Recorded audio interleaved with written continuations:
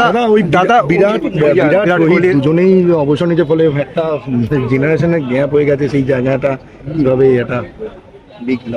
খেলা ছাড়া কারোর নিজের ইচ্ছেতে খেলা ছেড়েছে তো। But it's been a fantastic career.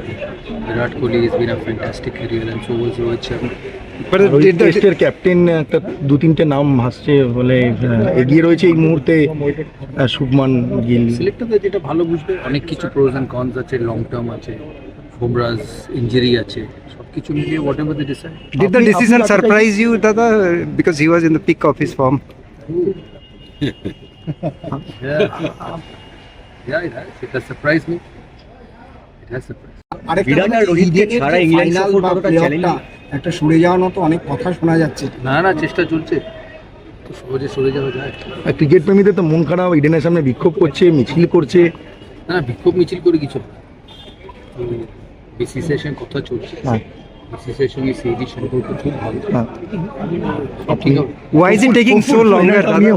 Why is it taking so longer to decide on the playoff venues? Because all other venues been decided. All venues to our home games, so there is nothing different in that. Calcutta has finished the last home game on 7th, so there is no home games left in Calcutta. That's why Eden is not in the list. If KKR had couple of games here, Eden would have also been on the list.